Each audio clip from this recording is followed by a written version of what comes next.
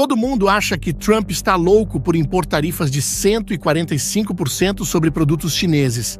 Mas, e se eu te disser que por trás desses impostos existe uma estratégia muito mais profunda do que simplesmente taxar por taxar? E se Trump estiver tentando desarmar uma bomba relógio que ameaça não só a economia americana, mas o mundo inteiro? Para entender o que está por trás dessas tarifas, preciso te mostrar algo muito importante. O ano era 2001 e a China entrava para a Organização Mundial do Comércio. Naquela época, o governo chinês fez uma grande promessa: abrir seu mercado interno de bilhões de consumidores para o mundo todo e jogar limpo nas relações comerciais. Parecia um grande negócio, certo?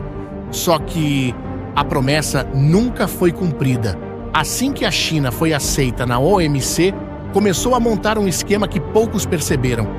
Enquanto os outros países cortavam gastos e ajustavam suas economias para competir de forma justa, o governo chinês bancava, protegia e incentivava suas empresas com subsídios disfarçados de incentivos econômicos. O objetivo? Simples e assustador: conquistar mercados inteiros. A China se transformou no que muitos chamavam de a fábrica do mundo. E isso aconteceu em tempo recorde. A estratégia ambiciosa deles combinava uma mão de obra absurdamente barata, graças à sua população gigantesca e uma escala industrial massiva completamente apoiada pelo Partido Comunista Chinês. Lembra daquela época das falsificações chinesas? Eles estavam por toda a parte. BlackBerry era a versão chinesa do BlackBerry. Samsung em vez de Samsung. Nem o iPhone ficou de fora. O Gufone era lançado como um clone oficial do aparelho da Apple. Mas isso foi só o começo. Com o tempo, as empresas chinesas foram absorvendo conhecimento, às vezes legalmente, outras vezes nem tanto, e começaram a criar seus próprios produtos. O resultado? Uma invasão de produtos chineses ultra baratos nas prateleiras do mundo inteiro. Mas, enquanto os consumidores sorriam com os preços baixos, algo terrível acontecia nos bastidores. Milhões de empregos simplesmente desapareceram. Para se ter uma ideia, só nos Estados Unidos, mais de 2 milhões de empregos industriais evaporaram entre 1999 e 2011. No Brasil, a indústria têxtil foi devastada. E não foi diferente em muitos outros países. Agora vamos avançar para os dias atuais, quando Trump decidiu tarifar o mundo inteiro. A reação foi rápida. Muitos pensaram que ele estava simplesmente louco. Mas, ao invés de receber só retaliações, os países começaram rapidamente a se aproximar do governo americano para renegociar tarifas mais justas. Todos, exceto a China. E quer saber o motivo? A verdade é que a China não está jogando o mesmo jogo que o resto do mundo. Ela criou seu próprio jogo com suas próprias regras. E eu vou te mostrar como eles estão fazendo isso. Quando a crise imobiliária estourou na China em 2020, o país precisou recorrer à única coisa que ainda funcionava por lá: exportar, exportar e exportar mais. O Partido Comunista Chinês investiu bilhões em fábricas, infraestrutura e incentivos para a produção. A ordem era clara: se o mercado interno não sustenta a economia, o mercado externo vai ter que sustentar. Isso criou o que os especialistas chamam de overcapacity. A China passou a produzir muito mais do que o mundo consegue consumir: painéis solares, baterias, carros elétricos, eletrônicos. Eles inundaram o planeta com seus produtos. E quer saber como eles fizeram para obrigar o mundo a comprar o que não precisa? Com preços irreais, subsidiados pelo governo chinês. Pare para pensar um pouco. Quantas vezes você já comprou alguma coisa vinda da China só porque era baratinho? Talvez você nem precisava daquele produto, ou ele nem era tão bom assim. Mas você aproveitou para comprar porque o preço estava atraente. Agora imagine isso em uma escala global. Consegue ter uma ideia da magnitude desse problema? E o mais impressionante é que isso é só a ponta do iceberg. A China não só inunda o mercado com produtos baratos, como também desenvolveu métodos incrivelmente sofisticados para driblar qualquer tentativa de controle. Vamos pegar o exemplo do mel. Sim, mel de abelha mesmo. Lá em 2001, os Estados Unidos já estavam percebendo os impactos da China em sua economia e resolveram impor tarifas mais altas sobre o mel chinês para proteger seus produtores locais. Parecia uma medida eficaz, certo? Errado. A China deu o seu jeitinho e simplesmente começou a enviar seu mel para países como Vietnã e Índia. Lá, o produto passava por um processamento mínimo. Às vezes, só trocavam a embalagem e pronto. O mel chinês agora tinha selo Made in Vietnam ou Made in India. Com essa nova identidade, o produto entrava nos Estados Unidos pagando tarifas muito menores. Esse esquema ficou tão conhecido que ganhou até um nome técnico: Honey Laundering, lavagem de mel. E não pense que isso é exclusivo do mel. A China utiliza essa mesma estratégia, chamada de transbordo ou transshipment, com praticamente todos os tipos de produtos. Os Estados Unidos tentaram combater isso por anos, mas sempre que fechavam um buraco, a China encontrava outro.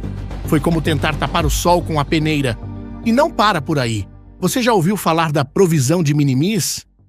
É uma regra que permite que produtos com valor abaixo de $800 entrem nos Estados Unidos sem pagar tarifas. Foi criada para turistas que trazem lembranças de viagem. Mas adivinha quem se aproveitou mais disso? Empresas chinesas. A Temu e Shein transformaram essa regra em um negócio bilionário. Elas enviavam contêineres cheios para o México e Canadá, onde dividiam a mercadoria em pequenos pacotes de menos de $800. Depois, esses pacotes entravam nos Estados Unidos pela fronteira terrestre, sem pagar um centavo de tarifa. Só no ano passado, mais de 1 bilhão de pacotes foram enviados usando essa brecha. 1 bilhão. E o pior, como esses produtos não são contabilizados como importações diretas da China, eles nem aparecem nas estatísticas oficiais do déficit comercial. É por isso que as medidas de Trump, que muitos consideraram radicais, começam a fazer sentido quando você conhece todo esse contexto. Não adiantava tarifar apenas a China se ela podia facilmente desviar seus produtos por outros países. Era preciso fechar todos os buracos de uma vez. Agora, as tarifas de 145% impostas por Trump estão tendo um efeito devastador. Em Guangzhou, um importante centro comercial da China, pequenas e médias empresas que dependem das exportações para os Estados Unidos estão completamente paralisadas. Na imensa feira de Cantão, que reúne mais de 30 mil empresas chinesas, os pavilhões estão lotados de produtos que deveriam estar a caminho dos Estados Unidos, mas agora se acumulam em armazéns. Fabricantes de eletrodomésticos, batedeiras, aspiradores de pó e outros produtos para casa estão em um limbo comercial. Para você ter uma ideia, muitas dessas empresas têm metade ou mais de sua produção destinada ao mercado americano. Com as tarifas, o preço final desses produtos nos Estados Unidos seria tão alto que simplesmente não teriam como competir. O resultado? Produção interrompida e mercadorias encaixotadas. Em Nanjing, uma fábrica da Volkswagen fechou depois de 16 anos de operação, deixando centenas de trabalhadores sem emprego, muitos sem receber seus salários. Na província de Guangdong, um importante polo de manufatura de roupas, sapatos e bolsas, onde são produzidos muitos dos itens vendidos por lojas online como Shein e Temu, os operários estão trabalhando cada vez menos. O que antes era um trabalho de 14 horas por dia com bom pagamento, agora mal dá para cobrir as necessidades básicas. O governo chinês prometeu enfrentar a guerra comercial até o fim. Mas a realidade nas fábricas e nas ruas mostra uma história diferente. Muitas empresas estão desesperadamente tentando encontrar novos mercados Europa, Arábia Saudita, até mesmo a Rússia. Só que substituir um mercado que compra mais de 400 bilhões de dólares em produtos anualmente não é tarefa fácil.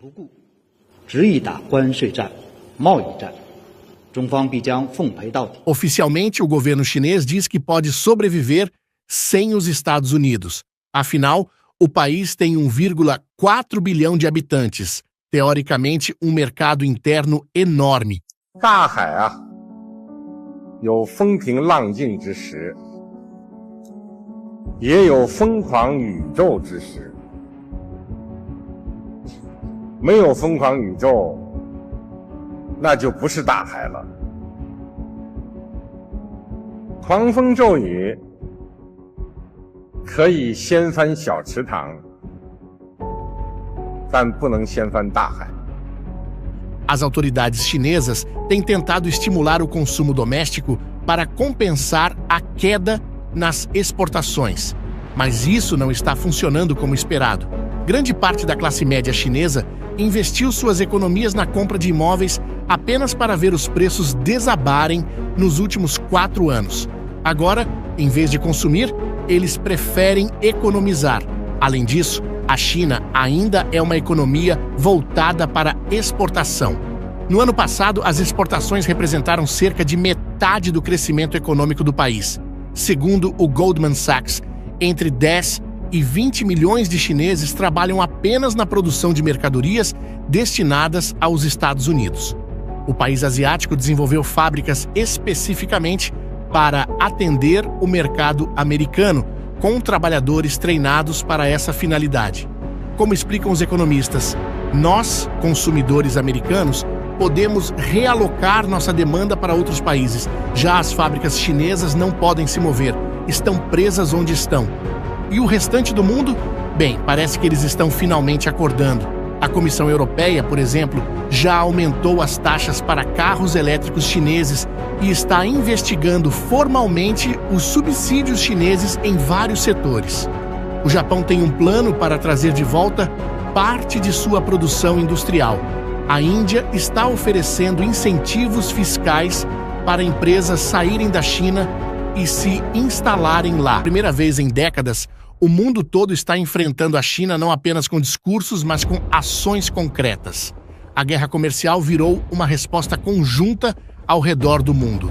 Não se trata simplesmente de colocar impostos em produtos, é sobre redesenhar a economia global para não depender de quem tem jogado sujo por tanto tempo. E se essa tendência continuar, o modelo chinês terá que mudar ou o país vai quebrar. Depois de saber tudo isso, talvez a loucura de Trump não seja tanta loucura assim. Ele tem bons motivos para proteger a economia do seu país. E você, o que pensa sobre esse assunto?